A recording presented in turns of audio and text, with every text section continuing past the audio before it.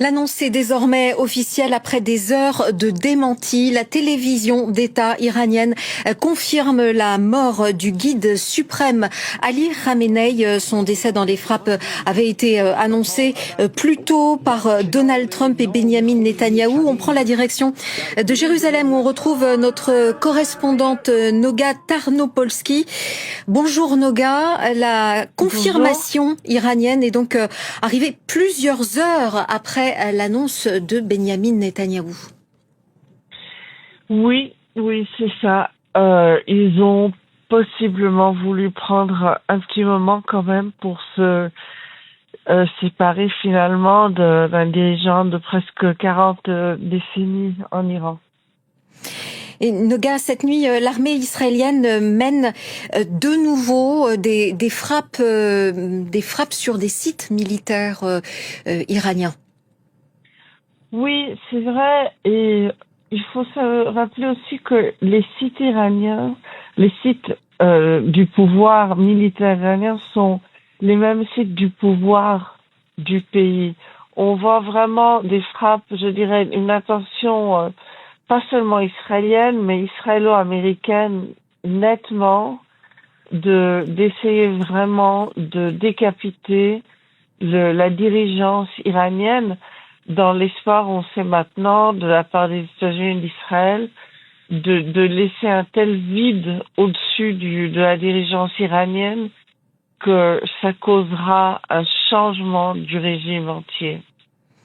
Noga, vous êtes à Jérusalem et ce soir, les sirènes ont de nouveau retenti à Jérusalem. Est-ce que vous pouvez nous dire quelle est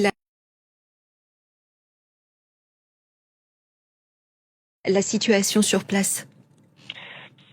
Oui, la situation, au moins ici à Jérusalem, est de quelques heures de silence, sans sirène, 2 heures peut-être, après quelques longues heures, 4, 5 heures de sirènes sans cesse, c'est-à-dire de lancement de missiles vers Israël, dans mon cas vers Jérusalem, pour la nuit. Il y avait vraiment jusqu'à peut-être 1 heure du matin, ici à 2 heures, la sensation qu'Iran avait intensifié le lancement des missiles, mais maintenant, en effet, on se trouve dans une petite pause. Et comment la population israélienne vit-elle alors d'un côté cette opération militaire sur l'Iran et également la riposte iranienne sur Israël? Avec pour le moment pas mal de confusion, surtout parce que la dirigeance israélienne, c'est-à-dire le Premier ministre Netanyahou, ont très peu expliqué.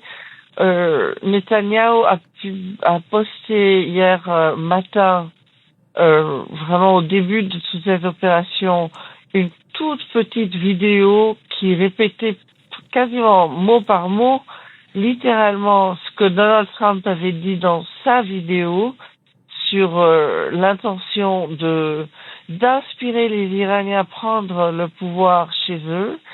Et le soir, de nouveau, Netanyahou a posté une vidéo où, cette fois, il expliquait un peu plus aussi aux Israéliens qu'il s'agit d'une menace existentielle, mais surtout, de nouveau, il essayait d'inspirer les Iraniens de prendre le pouvoir. Et en fait, même avec ces 2 vidéos, les Israéliens qui savent qu'il y a une perception, je dirais, across the board, une perception très ample entre presque tous les Israéliens que l'Iran de la République islamique pose une vraie menace contre Israël, mais je crois que le comment et le pourquoi de cette opération ne sont pas très clairs pour le moment pour les Israéliens. D'ailleurs, les mêmes Israéliens qui ont vu 100 000 de leurs enfants appelés hier pour la réserve militaire. Merci Noga Tarnopolski pour votre éclairage. Alors les gardiens de la révolution promettent un châtiment sévère aux meurtriers d'Ali Khamenei. Pourtant, sur place à Téhéran, l'annonce ce samedi par Israël de la mort du guide suprême a suscité des manifestations et des scènes de joie. Des habitants ont applaudi depuis leurs fenêtres. Nicolas Chamontin. Petit matin, la télévision d'État annonce la mort de l'ayatollah Ali Khamenei. Un bandeau noir barre le coin supérieur gauche de l'écran. Le guide suprême de la révolution iranienne régnait sur la République islamique depuis 1989. Plus tôt dans la soirée, Benyamin Netanyahou avait fait part de signes suggérant qu'Ali Khamenei n'était plus. Une annonce qui avait suscité des manifestations de joie à Téhéran ou à Karaj, près de la capitale.